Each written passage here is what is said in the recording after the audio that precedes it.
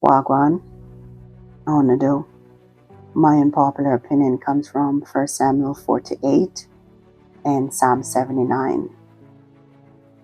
God will let you loose until you finally listen. God will let you loose, my friends, not because He's absent, but because you're not aligned.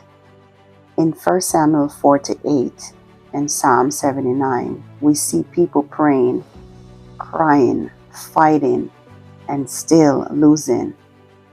So what if the problem isn't that God isn't moving? What if it's that we're moving without Him? You can't use God and still lose, my friends. 1 Samuel 4, it talks about Israel when they went into battle and decided to bring the Ark of God with them. They thought if God is with them, they won't lose, but they did badly. Why? Because they were using God like a strategy instead of submitting to Him as Lord. The unpopular truth is just because you include God in your plans doesn't mean He approves them. God doesn't compete with what you idolize. And 1 Samuel 5-6 will talk about that.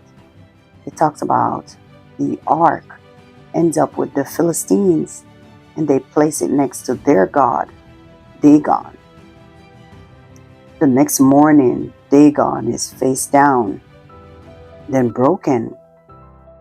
God wasn't competing, He was exposing. But then something else happens.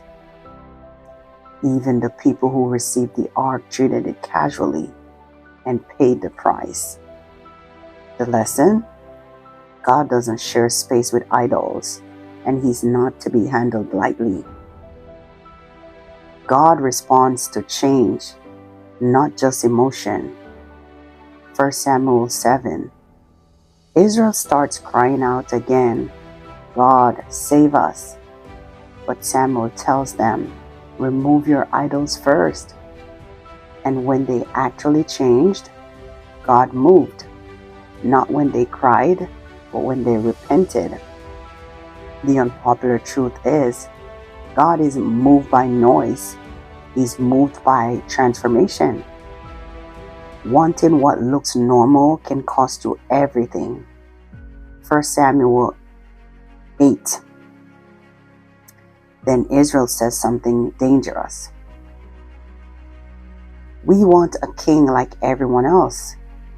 God warns them, if it will cost you your freedom, your resources, your peace.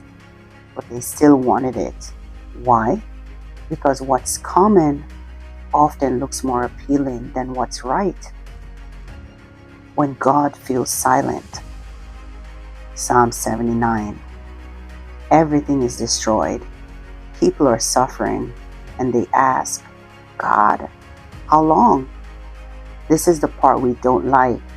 Sometimes God allows the consequences we've been warned about. Not to destroy us, but to wake us up. So here's the uncomfortable truth.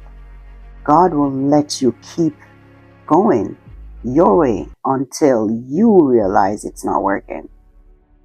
He'll let you fight battles without Him, chase what everyone else has, ignore the warnings, until the outcome teaches what obedience could have prevented. So my question is, are you asking God to bless your plans, or are you willing to follow His? God didn't leave, they just stopped listening. Sometimes the loss you're blaming on God is the result of choices He already warned you about. So, have you ever had to learn the hard way, my friends? Comment down below. That's my unpopular opinion.